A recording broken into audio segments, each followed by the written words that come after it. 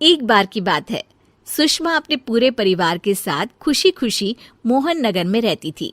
उसकी 2 बहुएं थी, पल्लवी और शिवानी।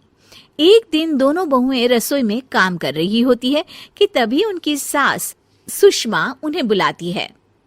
अरे बहू, जरा इधर तो आना। शिवानी, जरा जाकर देखना सासू माँ क्या कह रही हैं। दीदी आप ही देख लो ना जाकर, आपको भी तो सुनाई दे रहा है। अरे मैं आटा गूंद रही हूँ ना, तुम चली जाओ। हाँ तो मैं भी तो सब्जी काट रही हूँ ना दीदी। अरे बहू, जल्दी आओ। वो ये तो जाएगी नहीं, मैं ही जाकर देखती हूँ कि क्या करना है। पल्लवी सुषमा के कमरे में जाती है। जी मम्मी जी, क्या हुआ? शाम को घर पर कुछ मेहमान आने वाले हैं, तो तुम अच्छा सा खाना बना लेना बहू। ठीक है मम्मी जी, आप बता दीजिए क्या क्या बनाना है और कितने लोग आ रहे हैं। सुनील की मौसी जी और उनका पूरा परिवार आ रहा है। कुल मिलाकर 3 लोग और हमें मिलाकर हुए 9 लोग। तो अभी से ही तैयारी करना शुरू कर दो। और हाँ, घर की सफाई भी कर देना, हाँ, अच्छे से। जी मम्मी जी, सब काम हो जाएगा, आप चिंता मत कीजिए। पल्लवी शिवानी को घर में मेहमान आने वाले हैं इसके बारे में बताती है। क्या 9 लोगों का खाना बनाना होगा, घर की सफाई करनी है? बाप रे, सासू माँ ने तो हमें घर की नौकरानी ही समझ कर रखा है।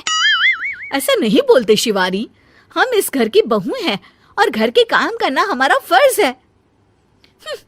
दीदी तो है ही सासू माँ की चमची, जब देखो सासू माँ सासू माँ। मैं तो इतना सारा काम नहीं करने वाली।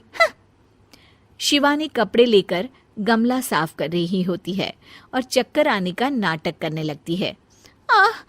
मेरा सर चकरा रहा है। तभी वहां पल्लवी और सासू माँ जाते हैं। अरे बहू, क्या हो गया तुम्हें? मम्मी जी, बहुत तेज सर में दर्द हो रहा है।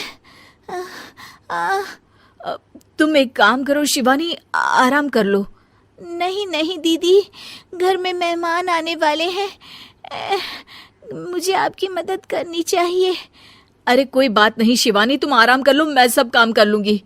ठीक है दीदी, अगर आप इतना कह रही हैं तो आराम कर लेती हूँ।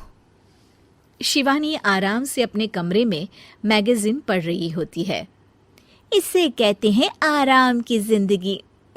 इतना सारा काम। चलो सारा काम खत्म हो गया, शिवानी को देख आती हूँ। शिवानी अपने कमरे में ईयरफोन में गाने सुनते सुनते सो जाती है और उसके साइड में मैगजीन भी रखी होती है। पल्लवी वहां आ जाती है और वो सब देखती है। ओहो, तो मतलब सब काम चोरी का बहाना था। अभी बताती हूँ इसको। घर का सारा काम मुझे करना पड़ा और ये महारानी यहाँ मैगजीन पढ़ रही है, गाने सुन रही है। पल्लवी रसोई से एक प्लेट और चम्मच लेकर आती है और शिवानी को थाली बजाकर उठाने लगती है। शिवानी अचानक से उठती है। उठ गई महारानी, गाने भी सुन लिए, मैगजीन भी पढ़ ली। तुम तो बहुत बड़ी झूठी निकली शिवानी। तुमने सर दर्द का बहाना बनाया ताकि काम करने से बच सको। हाँ, बनाया बहाना, तो क्या करती, इतने सारे काम करती। मुझे कोई शौक नहीं है चापलूसी का। क्या चापलूसी? तुम्हें लगता है कि मैं सारे काम चापलूसी के लिए कर रही हूँ? और नहीं तो क्या।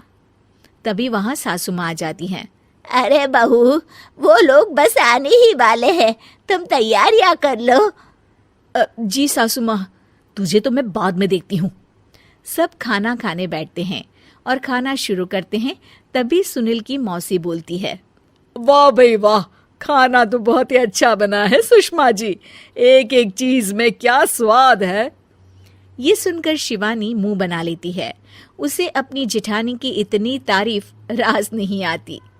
आपकी बहुएं तो बहुत ही अच्छा खाना बनाती हैं। हाँ, बनाती तो दोनों ही अच्छा है, पर आज ना ये सारा खाना बड़ी बहू ने बनाया है। छोटी बहू की तबीयत ठीक नहीं थी, सो इसलिए। मानना पड़ेगा सुषमा जी, आपकी बड़ी बहू तो बहुत ही गुणवान है। पल्लवी की तारीफ सुनकर शिवानी को जलन होती है। पल्लवी ये सुनकर खुश हो जाती है और शिवानी की तरफ देखकर उसे चिढ़ाती है। कुछ देर बाद मेहमानों के जाने का वक्त हो जाता है। मौसी जी सबके लिए उपहार लाई होती है। वो सबको शगुन के पैसे देती हैं और अंत में पल्लवी के पास आती है।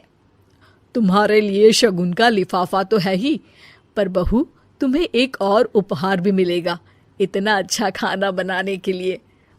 मौसी अपने सोने के कंगन निकालकर पल्लवी को पहना देती है। ये लो, ये मेरे मनपसंद कंगन है, अब से ये तुम्हारे हुए। धन्यवाद मौसी जी।